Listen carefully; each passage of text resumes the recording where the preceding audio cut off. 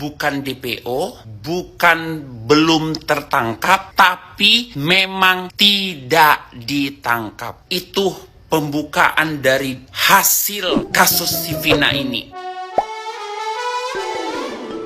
Hola netizen yang tercinta, Bareskrim Polri turun tangan mengarahkan tim asistensi terkait kasus Vina Cirebon. Direktur Tindak Pidana Umum Bareskrim Polri Brigjen Juhandani Raharjo Puro mengatakan, tim itu dikerahkan untuk membantu Polda Jawa Barat dalam pencarian 3 tersangka yang masih buron. Sebelumnya, Direktur Riset Kriminal Umum Polda Jawa Barat Kombes Surawan mengatakan, sampai saat ini pihaknya masih memburu 3 pelaku. Surawan menegaskan Polda Jawa Barat tidak pernah menghentikan kasus tersebut. Ia menyebut pihaknya akan berupaya melakukan penangkapan terhadap para pelaku secepatnya. Polda Jawa Barat juga telah merilis ciri-ciri ketiga pelaku yang masuk dalam DPO. Masyarakat yang mengetahui soal keberadaan pelaku diharapkan dapat melaporkannya ke pihak berwajib. Kabid Humas Polda Jabar Kombes Jules Abraham Abbas mengatakan, saat ini penyidik juga masih terus melakukan penelusuran terhadap ketiga terduga pelaku termasuk dengan mendatangi orang tua hingga kerabat. Ia juga membantah apabila kepolisian disebut menutupi identitas dari ketiga pelaku seperti isu yang beredar di masyarakat. Nah, gimana nih menurut netizen yang terhormat? Silahkan berkomentar ya. Kalian tahu ini bukan tak tertangkap ataupun DPO, bukan belum tertangkap, tapi memang tidak ditangkap ya, garis bawain, bukan DPO, bukan belum tertangkap, tapi memang tidak ditangkap. Itu pembukaan dari hasil kasus si Vina ini setelah aku menonton filmnya, dan memang itu terjadi. Logikanya gini ya, kenapa entok berani ngomong? Semuanya persis terjadi dalam hidup aku, gak rekayasa, rekam jejaknya ada. Jadi aku itu pernah bermasalah dalam sama suatu tenaga militer ya. Aku terancam mau diculik. Jadi ringkas cerita, aku ngadu nih sama pomalnya lah gitu, kurang lebih ya, sama polisi, di atas polisi, pokoknya bagian atasannya. Nah, di situ mereka sama sekali bilang kan nggak tahu, nggak kenal ini bagian mana. Intinya yang mengancam aku itu, yang melakukan tindakan nggak bagus sama Ento itu sama sekali nggak terlacak di mana. Tapi tahu nggak, setelah aku datangin kantor itu, besok malamnya, belum lagi berapa menit dari aku yang ngomong masih di kantor itu, belum lagi pulang ke rumah, itu langsung komandannya, atasannya itu menurunkan 1 kompi kurang lebih gitu. Bahkan ada utusan dari yang agak sedikit di bawah dia tapi termasuk punya jabatan itu menjumpai Ento untuk tabayun ya, ataupun secara kekeluargaan. Udah, padahal tadi asli ku bilang nggak kenal, kata orang itu nggak tahu, luas, banyak, segala macam. Jadi seperti itu juga lah si Vina ini, bohong. Kalau sudah dapat 8 orang yang sudah dipositifkan tersangka, tidak bisa mengetahui siapa otaknya ya kan, bapaknya kerja di mana si oknum ini ya kan, namanya siapa. Jadi itu nggak tahu kepihakan penyidik saat itu. Bohong, 1000 juta bohong, nggak masuk logika kali. Jadi ini insting Ento ya, sesuai dengan skenario yang terjadi dan sampai film itu didokumenterkan. Jadi bapak si Egi ini, otak pelaku ini agak lumayan punya jabatan. Ada link di dalam, ada jabatannya. Makanya dia begitu arogan, sombong untuk di wilayah itu, ya kan, anaknya ini, karena dia tahu bapaknya punya jabatan. Ditambah lagi, kenapa bisa tidak tertangkap? Karena memang bapaknya agak lumayan jabatannya. Dan saat itu 2016 belum Bapak Listio Sigit ya. Jadi saat itu masih kayaknya kurang lebih Bapak apa ya, bersama dengan jajaran Ferdy Sambo. Jadi memang war banget ya kejadian ininya, supaya dia bisa di backup supaya tidak tertangkap. Nah, baru ini percis banget juga kejadiannya seperti kasus yang Entok pegang. Jadi dua kejadian ya, dua wadah itu memang sama-sama memang nggak akan mungkin nggak tertangkap, karena memang mereka itu kalau sudah namanya satu angkatan itu pasti dapat.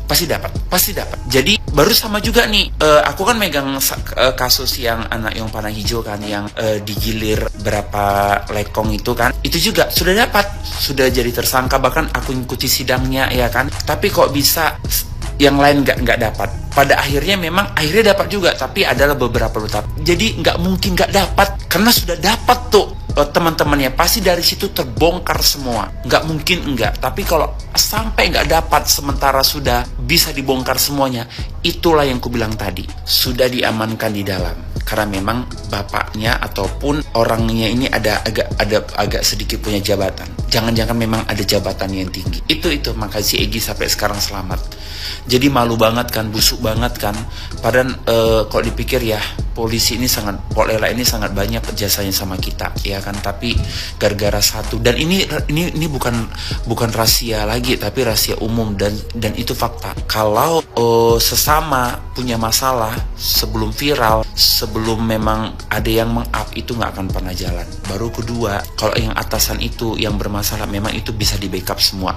Jadi cantik lah, sampai mau apapun nggak bisa, beres semuanya pokoknya, karena memang dia yang mengatur. Dah baru ini udah beres nih ya masalah kehukumannya ya. Malu dong ya negara kalau sampai sesudah segini-gininya tapi nggak bisa diselesaikan juga ya. Kalau katanya diindikasi ganti identitas, nggak ada ganti identitas, nggak ada. Mau ganti identitas, mau ganti nggak identitas, positif sudah taunya polisi, tapi tak berdaya penyidik karena atasan yang memerintah.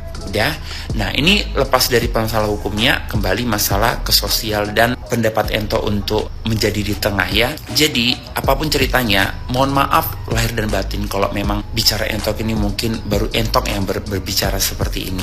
Dan memang di film itu tidak mungkin ditonjolkan hal itu. Tapi Entok harus bilang, bagaimanapun Vina tergolong anak yang liar. Anak yang liar, anak yang kurang kasih sayang, anak yang butuh perhatian dari banyak laki-laki. Karena apa? Karena orang tuanya tidak bersama dengan dia, ya. Orang tuanya lagi nggak sama dia, sama persis sama kasus yang aku pegang anak yang warna hijau itu. Mamanya ada lagi di luar negeri, bapaknya memang ada, tapi ya begitulah, sampai mana sih seorang bapak-bapak, kan gitu kan. Jadi dianya tercurah kasih sayang itu pun kasih sayang seorang nenek sampai mana. Sama seperti kasus yang aku pegang, dia tinggal sama neneknya, tapi pada akhirnya percis semua dari jenis-jenis akunnya gitu ya kan, posting dengan kealay-alayan ya, caption dengan kealay-alayan, banyak yang buat kenalan langsung ajak cak jumpa, akhirnya dikeliling-keliling kan, terjadilah penggiliran. Sama seperti itu kasus yang aku pegang gitu ya. Anak mana yang panah, WA, oke, dikasih dia kan. Udah akhirnya jumpa di simpang, bawa jalan-jalan, akhirnya bisa di cebolon, iya kan. Sama kalau yang di sini yang aku pegang 14 lekong yang menggilir dia dengan usia dia anak SMP 2 tahun, kelas 2 ya. Nah, jadi di sini nilai sosialnya Ratu, jangan jadi anak yang liar. Jadi Vina ini bagaimanapun anak yang liar. Kalau nggak liar, walaupun katanya pergi sama si Linda, apalah intinya liar ya. Kalau nggak liar ya, apapun ceritanya nggak akan mau lah goncengan sama yang baru laki-laki baru kenal apa ya, malam-malam lewat dari kegelapan segala macam ya, sehingga berpotensi untuk dibegol kan gitu. Jadi liar dari pakaiannya juga termasuk anak yang liar. Kalimat Ento liar ya, Ento nggak bisa positifkan ABCD, nanti banyak hati yang terluka. Tapi intinya liar, L-I-A-R, liar.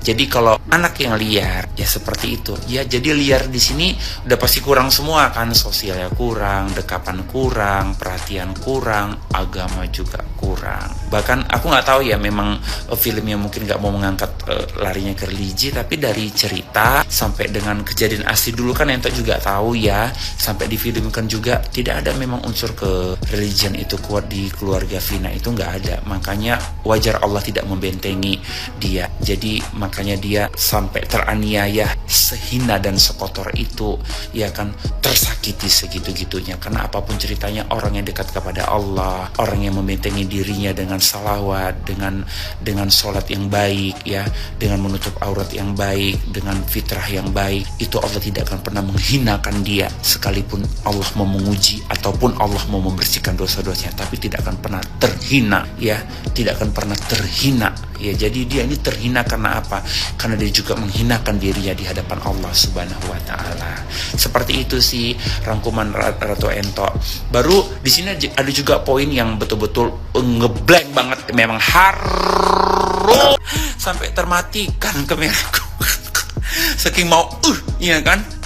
Ini buat para orang tua ya, jangan pernah mengajarkan anak yang nggak baik, walaupun itu sehalus sutra. Contohnya di situ Mama Vina mengatakan tarik, tampar, kasih malu, dia tidak boleh. Khususnya untuk perempuan-perempuan asli ya. Kalau war-weror mau barbar ya, siapa juga yang memperebutkan dia. Tapi kok namanya perempuan itu pasti nyusuk banget saat dia berkata tajam, berlaku tidak baik sama seorang laki-laki ya.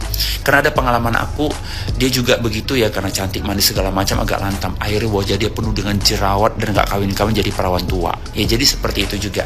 Jadi di situ orang tuanya mengajarkan kasih malu, tidak boleh. Tidak boleh mengasih malu orang, mau siapapun dia ya. Kalau nggak suka ngomongin nggak suka, kalau nggak mendingan diem ya, karena saat mengasih malu risikonya juga sangat besar. Itu sih, durasi sudah begitu panjang aku menjabarkannya ya. Jadi jangan jadi anak yang liar dan jangan dikasih uang yang haram anak kita.